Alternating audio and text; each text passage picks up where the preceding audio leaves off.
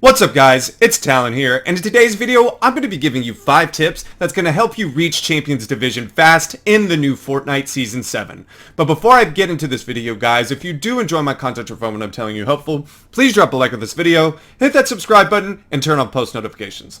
Also, if you wish to support me in another way, use code Talon.fn in the Fortnite item shop, #ad. But without further ado, let's just jump right in.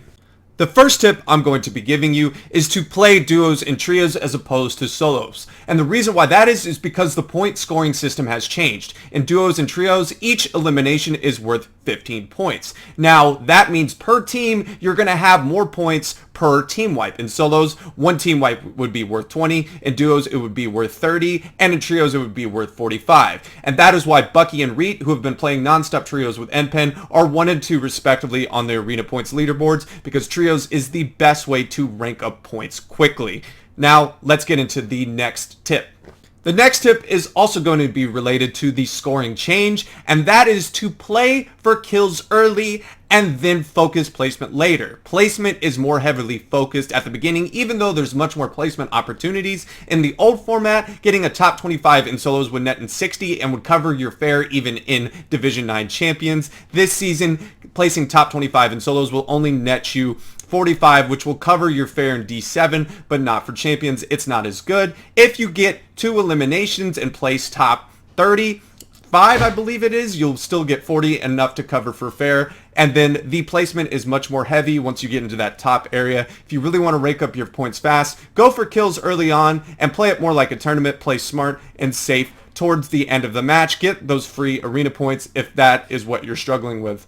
Let's get into tip number 3. The third tip I'm going to be giving you is to make sure you're checking weaponomatics to get good loot. Now, with the gold system in this particular season in competitive, upgrade stations are pretty much rendered useless because the insane amounts of gold to even go from a green to a blue and even a gray to a green. So the only true way to use gold is weaponomatics and metomatics. They take around 50 golds. You can get blue loot that way, and you can get minis and stacks and even bigs if you have a little bit more. But base gold loot will only be usable on weaponomatics and metomatics. So make sure when you're at POIs with those to check them. See if you can maybe even get a blue pump or a blue AR for good RNG off spawn, and to make sure that you have an advantage on most of the opponents you're going to be running into this season based on the way they've created upgrade stations.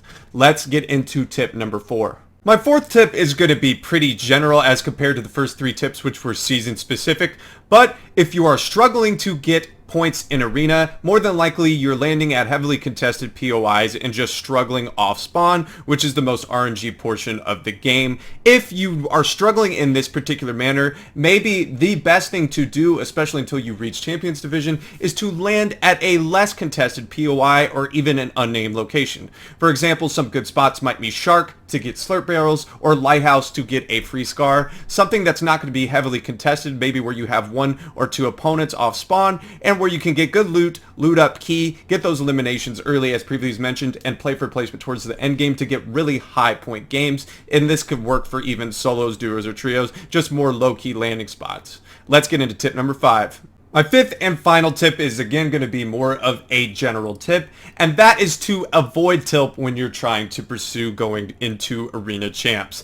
Now, it can be difficult early on because a good amount of players are all trying to get in champs. You're running into players that have significant amounts of skill, probably which you won't see later on 3-4 weeks into the season. Less than 1 week out, most good players are going to be able to get in within a week, but some people aren't grinding that hard. So you just have to keep a good mentality, understand that you may run into players that have high skill ceilings and that you're not always going to be able to win every single engagement. You can take opportunities to learn, and that is my 5th and final tip.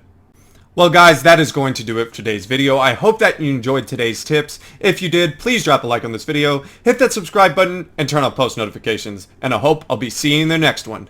Peace.